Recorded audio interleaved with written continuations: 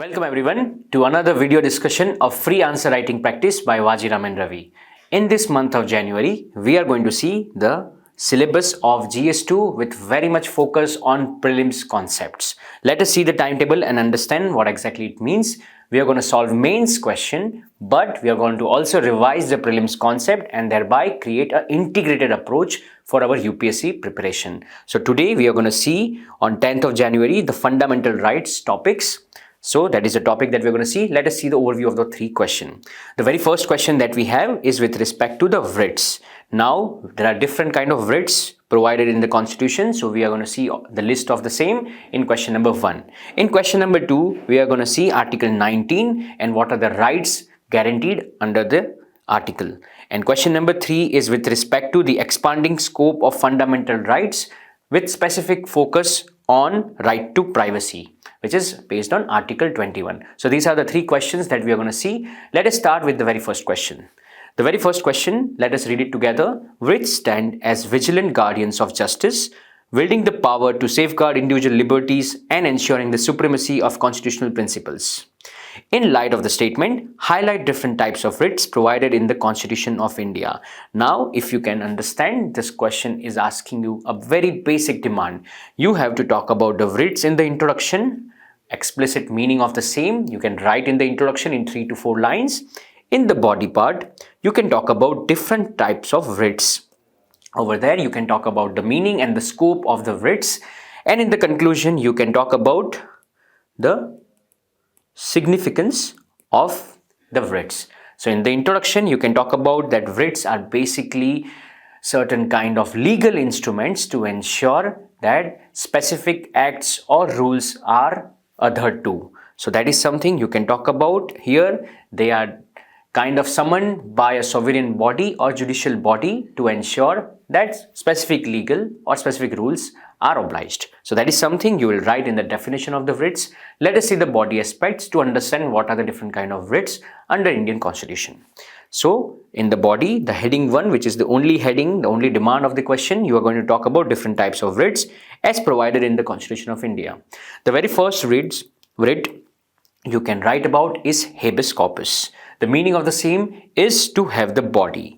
The purpose of this writ is to safeguard individual liberty against unlawful detention. The application of the same is against public authority as well as private individuals. There are certain exceptions, as it is not issued if the detention is lawful, or it is for the contempt of the court, or it is outside court's jurisdiction. So this is basic idea. This is the kind of framework that you have to create for every other writ. So let us go to another writ, which is mandamus. Over here, the meaning is we command. The purpose is to compel public officials to perform a legal duty. Over here, the application is with respect to only against public official. The exceptions are it is not issued against private individual or for non-statutory instruction or for discretionary duties or against high-ranking official. So this is the scope of mandamus. The third writ is the writ of prohibition. Over here, you can talk about the meaning refers to forbid. The purpose is to prevent the lower court from exceeding their jurisdiction. The application is against judicial as well as quasi-judicial authorities. The exception over here, it is not issued against administrative authorities, legislative bodies, or private individuals or bodies. So this is basically the scope of prohibition writ. Let us go to the fourth writ, which is certiorari. Over here, the meaning of it is to be certified. The purpose of the same is to transfer a case or squash lower court order with legal errors. The application is only against lower court decision.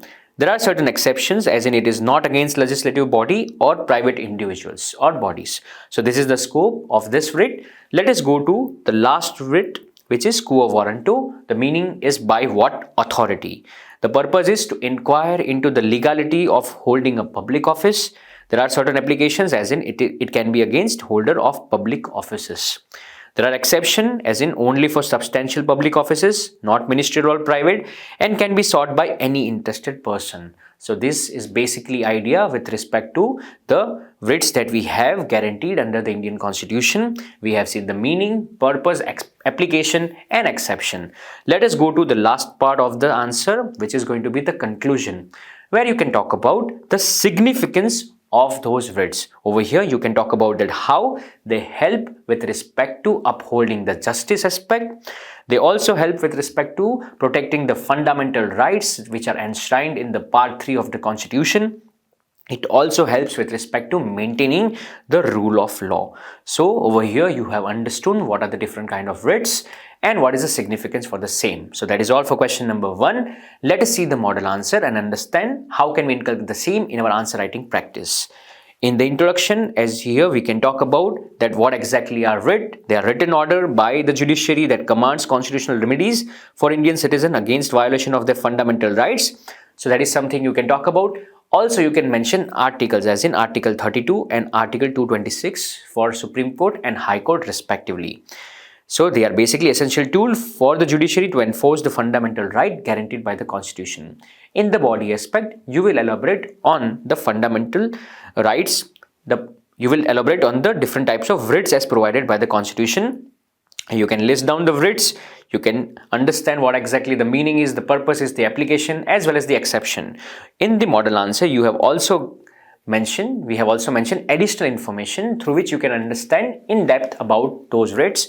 You do not need to mention the same in the answer writing because we have certain word limit which we have to adhere to. So that is all about different writs. In the conclusion, you can talk about the significance of those writs and conclude your answer. So that is all for question number 1. Let us see question number 2. Let's read the question number 2 together. Article 19 stands as a beacon championing the indispensable right to freedom of expression as the cornerstone of Indian democracy.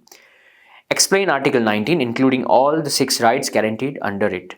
Now, this is again a very straightforward question. In mains, we have seen that how specifically Article 19 and Article 21 has been focused for the GS2 aspect. In prelims also, we have seen that there are certain questions from fundamental rights directly demanding your understanding about those articles. So over here, again, if we see the question, we will understand in the introduction, you can give basic idea, the basic essence of Article 19. In the body aspect, we have to cater to the only one demand, which you can cater under heading 1, and you have to list down different sub-articles under Article 19 and talk about the provisions related to the same and also talk about certain reasonable restrictions about the same. So that is something which you will cater in the heading 1.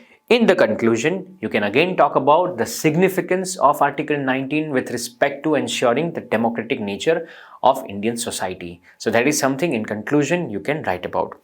In the introduction, as we have to talk about the basic essence of Article 19, you can talk about that how it ensures freedom of speech and expression. And you can talk about that the entire idea, the crux of freedom of speech and expression is expanded into 6 sub-articles as in the expanded idea of fundamental right, where we can see in the body part to explore the same. So let us see in the body part and understand what are the 6 rights under Article 19 along with the reasonable restrictions.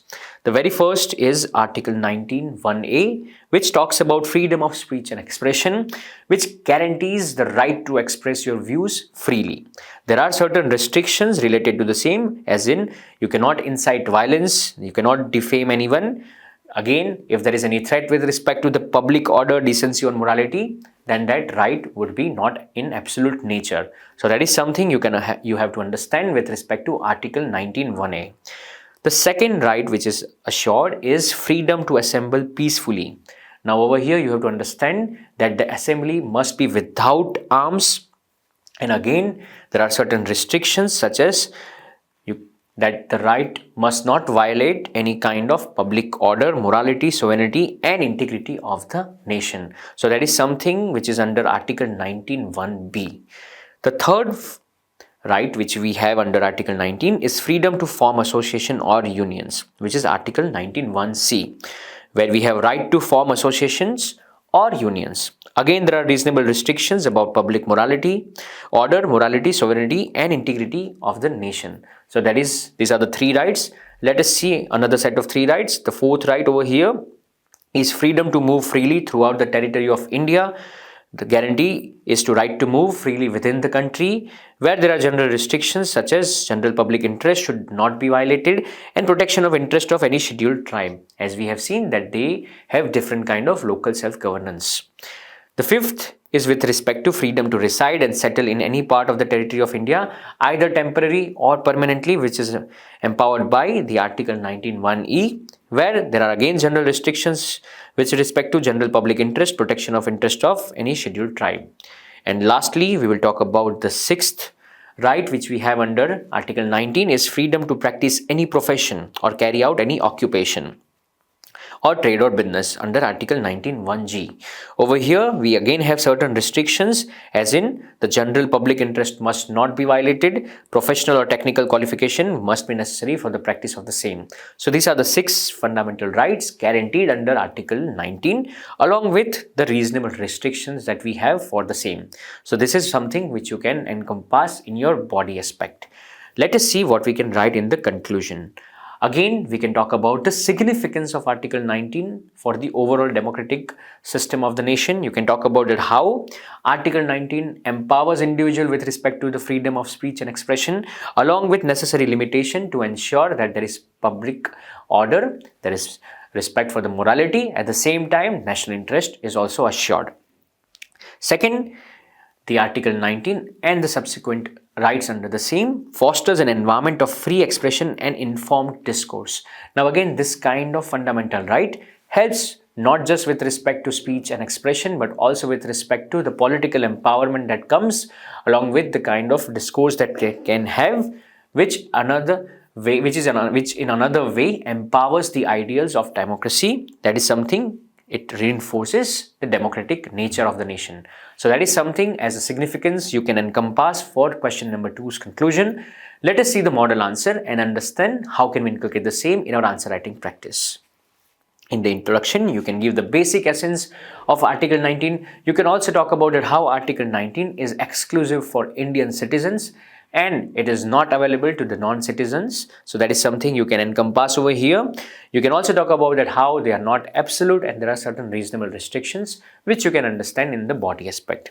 You can talk about all the fundamental rights guaranteed under Article 19 along with the guarantees and reasonable restrictions to understand and give a holistic idea about those rights. And in the conclusion, you can talk about the significance of the same for ensuring the democratic nature of the nation. So that is all for question number 2. Let us start with question number 3. Let us read the question number 3 together. Examine the scope of fundamental rights in the light of the latest judgment of the Supreme Court on right to privacy. Now again, this question is very straightforward and this question is with respect to Article 21.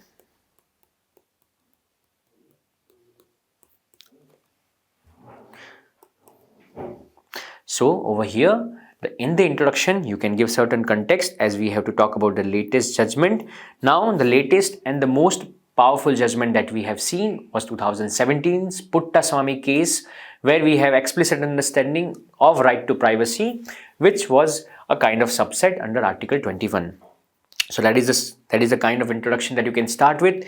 In the body aspect, you can talk about the expanding scope of fundamental rights which is happening based on this judgment. And you can also talk about in the heading 2 the kind of challenges that comes along with this kind of expanding scope. And in the conclusion, you can talk about the dynamic nature of the Constitution as a living document, that we are looking at certain kind of expansion of fundamental rights based on the need of the and the aspiration of the society.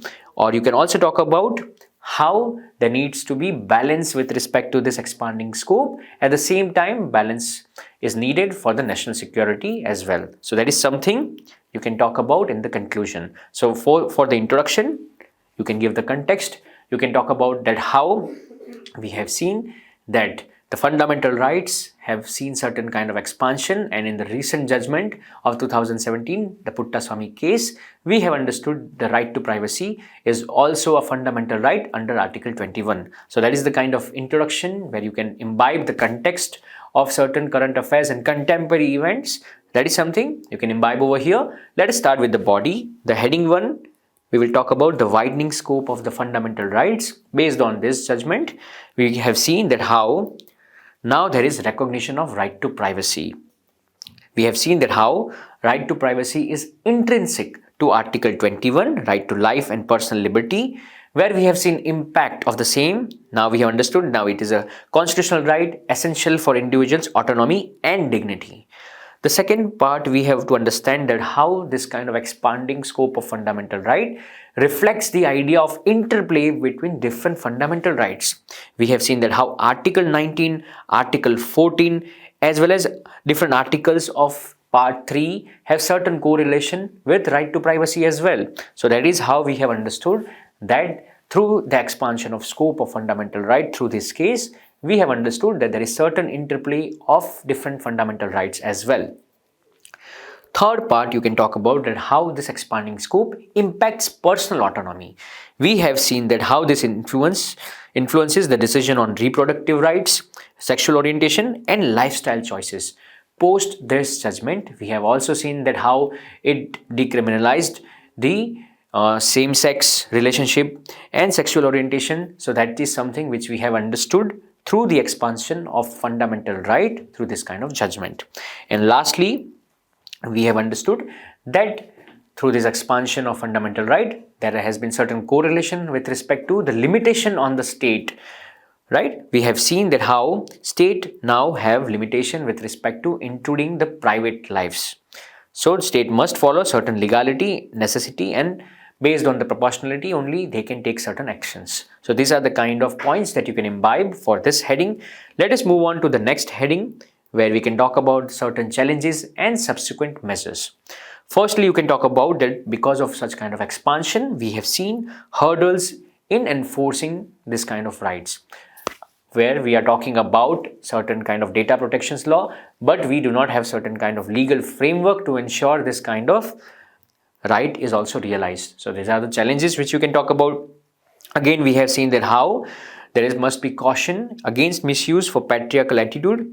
We have seen that how society, we have certain ingrained attitude where privacy is not something respected, and that may have certain correlation with the patriarchal attitude of the society, and thus that can also prove as a challenge. Third point over here, we have understood that right to privacy has not explicitly mentioned about how there is distinction between state and non-state entities, and thus we have seen the evolution of the privacy with respect to the same on case-specific interpretations. And lastly, right to privacy must not supersede the national interest, and thus there should be balance for the same. So these are the kind of points you can imbibe for the heading 2 of question number 3. Let us see the conclusion. Over here, in conclusion, you can talk about that such expansion reflects the living nature of Indian Constitution and how it ensures that it is in resonance with the aspiration of the society. You can also talk about that how expansion of this kind of fundamental right can also have certain kind of impact on the state's interest, the national security, and there must be certain kind of delicate balance to ensure that there is win-win for the Indian society. So that is something you can imbibe for question number 3's conclusion. Let us see the model answer and understand how can we inculcate the same in our answer writing practice. In the introduction, you can talk about the Puttaswamy case, and you can talk about that how now right to privacy is part of the fundamental right under Article 21. Then you can talk about the widening scope in the heading 1. You can give the keywords, you can substantiate the keywords with certain explanation. Along with the same, you can also substantiate with certain examples and proof points. In the heading 2, you can talk about the challenges and expand the same to give an idea how exactly there are certain roadblocks. And lastly, you can talk about that how this reflects the living nature of the Indian Constitution. At the same time, there needs to be balance for the privacy as well as for state's interest. So this is all for something you can talk about for question number 3. So that's all for today's session. Keep writing, and thank you so much.